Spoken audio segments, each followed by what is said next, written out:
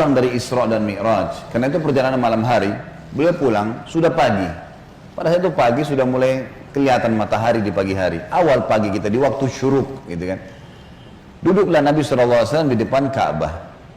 Duduk depan Ka'bah, merenungi kejadian semalam ini, kejadian yang spektakuler, yang luar biasa. Duduk Nabi SAW merenungi lewat Fir'aunnya umat ini, Abu Jahal. Ini orang julukannya di Mekah Abul Hakam, orang yang bijaksana gitu. Dan pada saat itu dia raja di Mekah. Tapi Nabi SAW suruh kita panggil dia siapa? Abu Jahal. Jahal ini super goblok. Bukan cuma goblok, super goblok. Luar biasa. Kenapa dikatakan begitu? Orang Mekah bilang Abu Hakam, dia dikatakan Abu Jahal. Karena Abu Jahal ini sama Abu Sufyan itu setiap malam dengar Al-Quran yang Nabi baca di rumah Nabi SAW. Setiap malam datang dengar, mereka diam-diam. Misalnya ini tempat tisu, ini rumah Nabi SAW, nanti Abu Jahal di sini, Abu Sufyan di sini, ada satu lagi temannya di belakang. Jadi mereka nggak saling tahu nih. Sampai pagi mereka dengar tuh ayat Al-Quran. Waktu mereka pulang, ketemu tiga-tiga. Lo saling tanya, kenapa kalian sini? Kenapa kalian sini? Kenapa kamu sini? Kenapa kamu sini? Oh, saya dengarkan ayatnya yang Muhammad baca.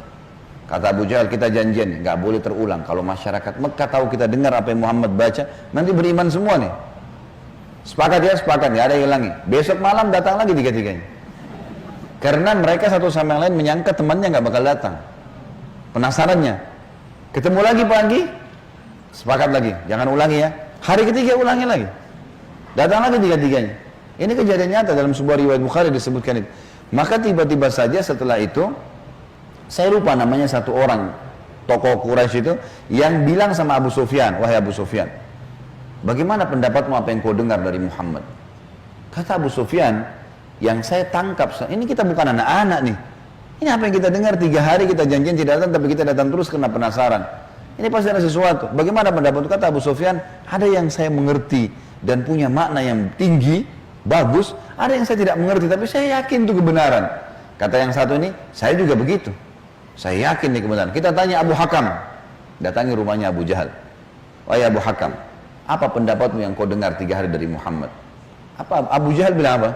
Demi Allah, kan orang Mekah pakai kata demi Allah. Mereka tahu, mereka ikuti ajaran Nabi Ibrahim AS, cuma mereka musyrik. Mereka datangkan berhala, dijadikan perantara dengan Allah. Allah nggak mau tuh, gitu kan? Maka dia bilang, demi Allah saya tahu Muhammad benar. Kata dia. Loh, kata Abu Sufyan, lalu kenapa kau tidak beriman? Kamu raja kami, kalau kau beriman, ini satu Mekah beriman semua nih.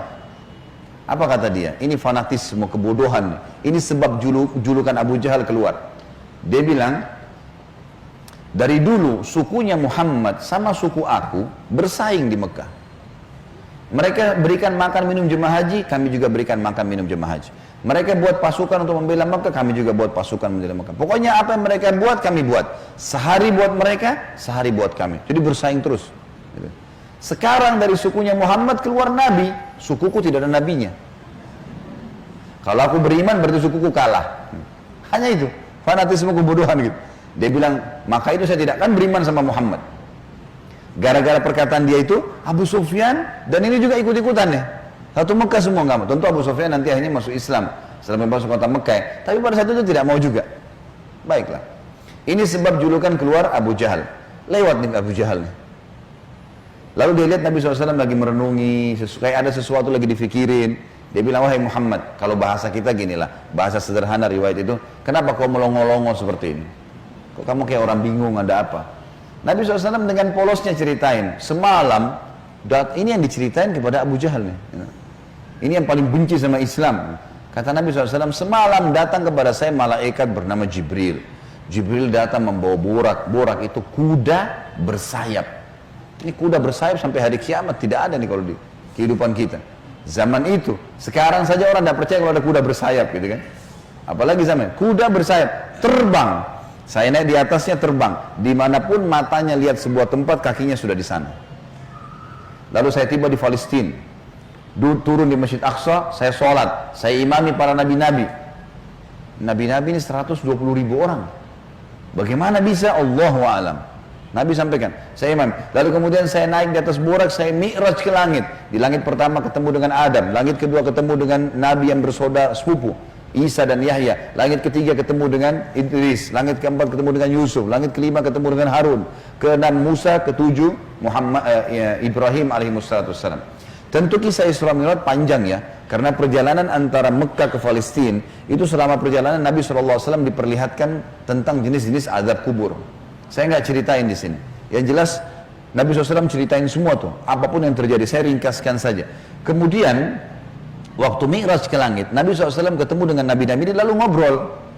Sempat ngobrol sama Adam, ngobrol sama Yahya dan Isa, ngobrol sama Yusuf, sama Idris, sama Harun, sama Musa, sama Ibrahim alaihissalam. Tapi yang masyhur riwayat adalah Nabi SAW banyak berbicara dengan Musa. Pada saat setelah menerima waktu 50 waktu sholat, beliau turun di langit ke-7, Ibrahim tidak ngomong, langit ke-6 Musa tahan. Lalu bertanya, berapa yang diperintahkan umatmu hai Muhammad? Berapa yang Allah perintahkan? Kata Nabi SAW 50 waktu sholat. Minta keringanan, umatmu tidak bisa. Lalu kemudian Nabi SAW kembali, minta diringankan 5, jadi sisa 45. Ditahan lagi sama Musa. Musa berkata, berapa hai Muhammad? Kata Nabi SAW 45. Masih berat, minta ringankan. Terus saja Musa AS menahan Nabi SAW 5 sampai sisa 5 nih. Yang kayak kita kerjain sekarang. Itu pun Musa masih bilang, minta keringanan. Bayangkan Bapak Ibu sekalian kalau 50 waktu sholat per 15 menit azan. Siap nggak? Ini aja 5 waktu sholat sudah ngos-ngosan gitu.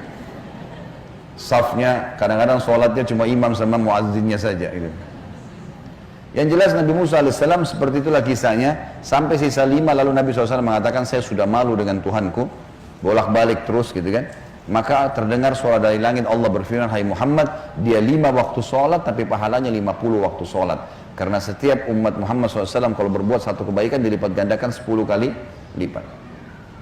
Ringkas cerita adalah Nabi SAW mengatakan, saya balik ke Mekah, saya balik ke Palestina, lalu balik ke Mekah. Tentu kisah ini cuma pendek yang saya sampaikan. Kisahnya ini mungkin 10-20 kali lipat lebih panjang daripada ini, karena panjang lebar. Yang jelas Abu Jahal waktu dengar itu melongo, diam, langsung dia katakan waktu sudah selesai, hai Muhammad, kau menempuh perjalanan Mekah Palestina yang kami tempuh dengan kecepatan kuda terbaik kami sebulan, pulang juga sebulan, 2 bulan dalam 1 malam. Kata Nabi SAW dengan penuh keyakinan, iya. Abu Jahal dengan semangat mengatakan, hai Muhammad, kau mau ceritain tidak ke orang Mekah kalau saya kumpulin mereka? Kata Nabi SAW, iya. Nah emang mesti diceritain kan? Bagi Abu Jahal ini gila nih, nggak masuk di akal udah. Kuda terbang, bersayap, pergi ke Palestina perjalanan sebulan. Sama kalau kita sekarang di masjid ini ada yang bilang, tadi Bapak Ibu sekalian saya jam 8 pagi take off dari Jakarta ke Jeddah, sekarang sudah tiba lagi dari Jeddah. Percaya nggak kira-kira? 9 jam pergi, 9 jam pulang. Ada pesawat loh ya. Bagaimana zaman dulu? Sebulan pergi, 9 bulan, 1 malam, bayangkan. Dan ini juga sebuah pelajaran Bapak Ibu sekalian, tidak gampang menjadi sahabat Nabi. Bapak Ibu harus bersyukur, saya sangat bersyukur kita lahir sekarang. Betul sahabat punya fadilah, tapi kalau kita hidup zaman dulu kita bisa seperti Abu Jahal. Susah jadi seperti Abu Bakar tuh, nggak gampang. Ada orang di kampung padang pasir buta huruf ngaku Nabi. Coba, beriman nggak kira-kira? Kita sekarang sudah lahir, orang tua kita sudah muslim, Quran sudah lengkap, masjid banyak, banyak dai-dai bisa nyampein dalam bahasa kita. Kalau zaman dulu, berat sekali itu. Baiklah. Abu Jahal bilang, wahai Muhammad, kau mau ceritain? Kata Nabi SAW, iya. Dipegang tangan Nabi SAW oleh Abu Jahal, dibawa ke sebuah bukit, namanya Bukit Abi Kubais. Bukit ini Bapak Ibu sekalian, dulu di zaman itu ada di sebelahnya Safa dan Marwah. Ini khusus untuk iklan saja. Orang naik ke atasnya, dan yang boleh naik cuma budak. Ada satu budak ditugasin, dia cuma dia. Yang lain nggak boleh naik. Kalau naik dipenggal nih, nggak boleh. Ini khusus berita penting. Seperti kalau ada yang mau serang Mekah, atau ada kepala suku yang mati, ada anak kepala suku yang lahir, seperti itulah. Abu Jahal naik ke atas Bukit Abi Kubais bersama Nabi SAW. Waktu orang-orang lihat ada 2 orang. Pertama kali dalam sejarah Mekah, Bukit Abi Kubais dinaiki oleh 2 orang, dan mereka kaget di atasnya raja mereka Abu Jahal, dan yang satu adalah Nabi Muhammad SAW, orang terpercayanya Mekah. Ini ada apa nih? Maka orang-orang kafir kumpul karena Abu Jahal, orang-orang beriman kumpul karena Nabi Muhammad SAW. Waktu mereka sudah kumpul, Abu Jahal bilang, wahai masyarakat Mekah, dengarkan baik-baik apa yang Muhammad mau sampaikan. Ini kalau Abu Jahal niatnya baik, mau nyampein dakwah, luar biasa pahalanya kalau dia masuk Islam. Masalahnya tidak, dia mau mempermalukan Nabi SAW. Niatnya itu. Maka dia bilang, silakan hai Muhammad. Nabi SAW ceritakan dengan polosnya. Datang Jibril, borak, kuda terbang, Palestina, sholat, dan sampai selesai. Lengkap, panjang lebar. Allahu alam berapa jam waktu itu. Biarlah disampaikan. Sampai selesai semua, apa yang terjadi? Orang-orang Mekah yang kafir, Bapak Ibu sekalian, bertambah kufur. Ini Muhammad gila nih. Mekah, Palestina, pulang pergi 2 bulan, 1 malam. 1 malam, dan ini bukan 1 malam, setengah malam, gitu kan. Pulang pergi. Ini nggak masuk di akal. Ini baru kesana saja nggak percaya. Apalagi naik ke langit, ketemu, ya udah panjang ceritanya. Belum lagi cerita tentang surga dan neraka, diperlihatkan adab-adab kubur. Tapi ya sudah.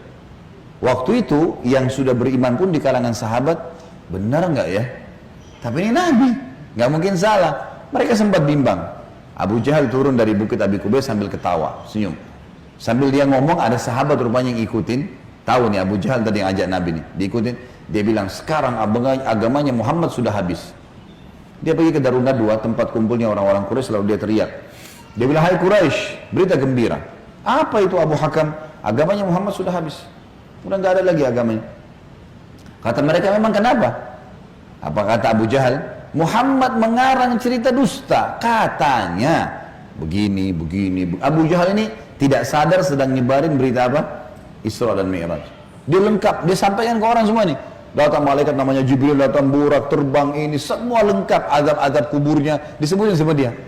Semua lengkap disebarin. Lalu orang-orang Quraisy diam semua. Mau bilang apa nih rajanya, dan mereka juga memang masih belum beriman kepada Nabi SAW. Lalu kata Abu Jahal, ada 1 orang. 1 orang ini, kalau kalian berhasil menggoyahkan keyakinannya, habis benar agamanya Muhammad. Kata mereka, siapa itu? Kata Abu Jahal, Abu Bakar. Cari Abu Bakar. Abu Bakar ini Bapak Ibu sekalian, cirinya beliau radhiyallahu anhu, itu badannya kurus. Ya. Saking kurusnya kalau pakai sarung melorot terus. Nah iya, radhiyallahu anhu. Tapi yang perlu digarisbawahi, Islam bukan melihat kekarnya fisik, tapi kekarnya iman dalam hati. Allah bilang Allah bilang halal, Allah bilang haram. Perintah dikerjakan, larangan ditinggalkan. Itu konsep dasarnya, gitu kan. Abu Bakar ini ditahu tentang masalah keyakinannya sampai apa kata Nabi SAW. La uzina iman Abi Bakar fi kiffah, wa uzina iman hadil ummah fi kiffah, la rajah iman Abi Bakar. Kalau keyakinannya dan imannya Abu Bakar ditimbang di satu timbangan, dan keyakinannya serta keimannya seluruh umat ini, semua sahabat, semua tabi'in, semua yang sudah mati, yang masih hidup dan yang belum lahir, semua kita di sini juga termasuk. Ditimbang iman kita semua dibandingkan Abu Bakar, yang satu timbangan pasti lebih berat keyakinannya Abu Bakar. Kata Abdullah bin Mas'ud, sahabat Nabi radhiyallahu anhu yang mulia dengan ibadahnya yang luar biasa, kami tidak ada bedanya dengan Abu Bakar dari sisi ibadah. Karena Abu Bakar sholat, kami sholat. Abu Bakar puasa, kami puasa. Abu Bakar sedekah, kami sedekah. Abu Bakar ya jihad, kami jihad. Tapi kami tidak bisa menyayangi Abu Bakar dari sisi keyakinannya. Mustahil. Kalau Rasulullah sudah bilang kerjakan apapun konsekuensinya. Mau wajib, mau sunnah, nggak ada toleransi, nggak ada keraguan. Yang haram, nggak ada lagi. Haram, nggak ada ceritanya. Seperti itulah konsepnya. Jadi sangat luar biasa. Yang jelas Bapak Ibu sekalian, mereka bilang cari Abu Bakar. Dan juga ada hadis supaya saya tidak lupa ya, kata Nabi SAW, tidak ada seseorang yang menginjakkan telapak kakinya di muka bumi setelah para nabi-nabi yang paling afdal lebih daripada Abu Bakar. Jadi setelah Nabi langsung dia radhiyallahu anhu, jadi orang yang sangat luar biasa. Datanglah orang-orang Quraisy ini ke kebunnya Abu Bakar, di kebun kurma di pinggir kota Madinah, dan orang sahabat-sahabat tadi ini pada ikut gitu kan. Sampai di kebunnya Abu Bakar, Abu Jahal teriak-teriak, wahai Abu Bakar, keluarlah. Abu Bakar keluar. Abu Bakar keluar. Kaget Abu Bakar. Belum pernah dalam sejarah hidupnya Abu Bakar itu tokoh-tokoh Quraisy, kepala-kepala suku datang ke kebunnya. Untuk apa? Dan belum pernah dalam sejarah Mekah orang beriman sama orang kafir jalan sama-sama. Maka Abu Bakar bilang, ada apa wahai Abu Jahal? Dia bilang, sahabat Muhammad gila. Masa dia cerita rekayasa bohong, cerita bohong begini. Abu Bakar ini belum dengar dari Nabi. Abu Jahal yang jelasin. Begini, panjang lebar sampai selesai. Sampai kembali lagi ke Mekah. Abu Bakar sudah tahu nih, apa tujuannya Abu Jahal. Kalau dia mau beriman, dia sudah beriman sama Nabi. Tapi datang sini mau ngacoin. Kata Abu Bakar ada 2 riwayat. Riwayat yang pertama, wahai Quraisy, bukan cuma Abu Jahal, wahai Quraisy, Muhammad mengaku turun wahyu dari langit ke rumahnya dan saya percaya. Apa bedanya dengan dia kalau naik ke langit? Sama saja, tidak akan menggoyahkan saya. Riwayat yang kedua yang unik nih, dia mengatakan, wahai Quraisy, ketahuilah kalau depan mata saya ada tembok warnanya putih, jelas putih. Muhammad bilang tidak Abu Bakar, itu hitam. Saya akan bohongkan mata saya dan saya bilang hitam. Luar biasa. Mau digoyahkan bagaimana nih? Tembok putih? Enggak, salah Abu Bakar. Oh iya, salah. Matanya salah. Bayangin tuh. Apa kira-kira bisa menggoyahkan keyakinan seperti ini? Luar biasa. Pokoknya Allah Rasulnya bilang selesai, nggak ada toleransi. Gitu kan? Sudah selesai, semua dikerjain. Biar seluruhnya benci. Tembok warna putih, Muhammad bilang hitam, saya bilang iya, mata saya salah, hitam berarti. Abu Jahal dan orang Quraisy diam. Ini nggak bisa lagi digoyahkan. Abu Bakar radhiyallahu anhu tahu ada masalah nih. Dia tanya orang sahabat-sahabat, di mana Rasulullah SAW? Kata mereka di Bukit Abi Kubais tuh, dikerumuni orang. Abu Bakar ke sana. Pas tiba di sana dari jauh, Abu Bakar teriak, ya Rasulullah, suara keras sengaja. Orang waktu dengar orang teriak, semua bubar-bubar kasih jalan. Seperti kalau di masjid ada yang teriak dari belakang panggil saya, mungkin bapak ibu akan lihat ke arahnya. Suaranya keras sengaja. Nabi SAW lihat yang datang, Abu Bakar senyum, udah tahu siapa yang datang. Ini tokohnya umat nih, luar biasa. Jadi dia bisa membalik bapak ibu sekalian Abu Bakar dengan hikmah Allah. Satu Mekah yang ragu tadi, yang kafir dan yang beriman pun tentang Isra Mi'raj ini kembali semuanya percaya kalau itu terjadi. Dia bisa membalik itu dengan hikmah Allah. Ini kisahnya begitu. Abu Bakar lalu mengatakan, ya Rasulullah, dengan suara keras, Abu Jahal datang ke kebun saya dan berkata, kalau anda menceritakan begini, diceritain semua sambil jalan sambil ngobrol nih, sambil bicara. Jadi orang pada makin nyebar nih berita Isra Mi'raj. Ternyata Abu Bakar sudah dengar sampai selesai. Pas tiba naik di Bukit Abi Kubais sebelah Nabi SAW, Abu Bakar teriak dengan suara keras, benarkah ya Rasulullah? Ini pertanyaannya. Dan di sini Abu Bakar tadi di kebunnya ingin meredam kekufurannya orang-orang kafir, sudah berhenti gara-gara tembok putih jadi hitam tadi. Kemudian dia sekarang ingin mengembalikan imannya para sahabat yang sudah kendor nih. Waktu Nabi SAW sudah dekat dengan beliau, lalu dia mengatakan, benar kayak Rasulullah? Kata Nabi SAW, benar wahai Abu Bakar. Abu Bakar teriak dengan suara keras, anda pasti benar. Kalimat anda pasti benar membuat sahabat semua, iya ya, ini Rasulullah, kok nggak mungkin salah. Kembali iman mereka lagi semuanya, gitu kan. Lalu Abu Bakar ingin membuat satu Mekah yakin Isra Mi'raj. Apa yang dia lakukan? Dia bilang, ya Rasulullah, saya mau minta satu hal, bisa? Kata Nabi SAW, silahkan Abu Bakar. Di sini di Mekah, satu Mekah, semua tahu anda belum pernah ke Palestina. Belum pernah ke Palestina. Dan di Mekah ini ada tokoh-tokoh Quraisy, bukan orang biasa, kepala-kepala sukunya, yang selalu bolak-balik Palestina. Yang Allah sebutkan, Rihlatas Syita'i was Saif. Musim dingin dan musim panas, rekreasi mereka itu ke Palestina dan ke Yaman. Tiap hari mereka menghafal tuh Palestina, pintu gerbangnya, jalannya, pasarnya, semua dikenal. Masjid Aqsa mereka tahu semuanya, bahkan mereka tahu warnanya segala. Apakah anda bersedia ya Rasulullah kalau saya panggil mereka, anda menceritakan apa yang anda lihat di sana, pintu gerbangnya, jalannya, bentuk-bentuk rumahnya, apa saja? Kata Nabi SAW, tentu saja. Lalu Abu Bakar panggil orang-orang Quraisy, wahai tokoh-tokoh Quraisy, kumpullah, dipanggil semua, kumpullah. Datang Abu Jahal grup nih sama teman-temannya semua. Tiba di situ kata Abu Bakar, hai Quraisy, Muhammad akan menceritakan sesuatu pada kalian tentang Palestina. Kalian semua tahu Muhammad belum pernah ke Palestina. Kalian harus tahu kalau Muhammad menceritakan sesuatu tentang Palestina persis seperti apa yang kalian tahu. Warna pintu gerbangnya, jalannya, rumah-rumahnya, pasarnya, Masjid Aqsanya, harus sportif mengatakan Muhammad benar. Kalau ada satu saja yang Muhammad ceritakan tidak sesuai dengan apa yang kalian tahu, kalian punya hak mendustakannya. Setuju? Setuju. Muhammad gak pernah lihat, gitu kan? Kalau zaman sekarang, Bapak Ibu sekalian, saya mau ceritakan Bapak Ibu Masjid Aqsa, sekarang bisa. Tinggal pakai foto satelit, keramik yang pecah pun saya bisa ceritain. Ini keramiknya ada yang pecah, yang kesekian dari tiang sini, bisa dilihat. Imamnya lagi sholat, bisa kelihatan. Zaman dulu bagaimana? Harus lihat dengan mata kepala, nggak mungkin tidak. Kata Quraisy, baik kami setuju. Kata Abu Bakar, silakan ya Rasulullah. Dalam penutupan hadis Bukhari, kata Nabi SAW, Allah Azza wa Jal membukakan Palestina di depan mata saya. Seperti saya lagi lihat. Maka saya menceritakan mereka pintu gerbangnya, jalan-jalannya, pasar-pasarnya, semuanya. Bahkan saya bisa menghitungkan buat mereka tiangnya Masjid Aqsa. Gitu kan? Dan subhanallah, setiap kali Nabi SAW sebutkan tentang ciri Palestina dan Masjid Aqsa, orang-orang Quraisy, tokoh-tokoh Quraisy mengatakan Muhammad benar, Muhammad benar, Muhammad benar. Terus, dan ini jumlahnya belasan orang nih. Tokoh-tokoh mereka mengatakan Muhammad benar, Muhammad benar. Pengakuan mereka sendiri. Ini nggak dusta, ini benar. Betul jalannya begini, betul rumahnya begini, betul pasarnya begini, betul Masjid Aqsa begini. Mereka akuin sendiri. Maka gara-gara kasus itu, satu Mekah jadi percaya Isra Mi'raj. Baik, Abu Bakar sudah selesai ini perannya. Sahabat sudah kembali imannya, orang-orang kafir sudah tidak jadi lagi bisa membatalkan keimanannya Nabi SAW dan agamanya. Maka Nabi SAW ingin menutup Isra Mi'raj dengan kejadian yang luar biasa. Kata Nabi SAW, wahai Quraisy, ada satu bukti lagi. Kalau kalian yakin dengan bukti itu, kalian akan beriman pada saya. Kalau kalian tidak yakin, kalian tidak akan beriman selamanya. Kata mereka, apa itu hai Muhammad? Kata beliau, waktu saya sedang pulang dari Palestina ke Mekah, di atas burak tuh, kuda yang bersayap, saya melihat ada kafilah kalian. Kafilah ini 3 ekor unta ke atas, sedang jalan. Jumlahnya sekian belas unta, di atasnya ada fulan, orang-orang Quraisy, fulan, dan unta yang paling depan, unta berwarna putih, di lehernya ada kain warna merah.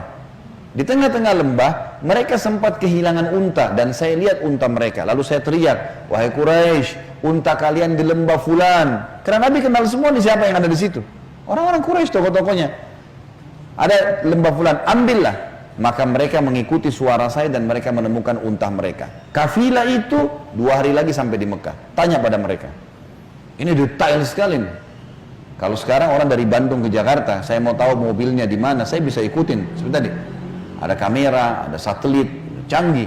Zaman dulu bagaimana caranya ceritain, kecuali kalau lihat dengan mata kepala. Ini bukti real. Setelah 2 hari Bapak Ibu sekalian, satu kota Mekah, perempuannya, laki-lakinya, orang tua, anak-anak yang kafir, yang beriman, semua kumpul di pintu gerbang Mekah, namanya pintu Bani Syaibah, suku Syaibah. Mereka kumpul semua, mereka nunggu nih, benar tidak di kafilah? Ditunggu, itu sudah heboh satu Mekah nih. Subhanallah, menjelang waktu duhur, lewat betul tuh kafilah. Persis seperti yang Nabi ceritain. Jumlah untanya, nama orang-orangnya, unta paling depan warna putih, di lehernya ada kain merah. Karena penasaran, orang-orang Quraisy di Mekah ini bilang, hai Quraisy dari kafilah, kalian dari mana? Kata mereka, kami dari Palestina. Lalu bertanya lagi orang Mekah nih, apakah kalian sempat kehilangan unta di tengah jalan?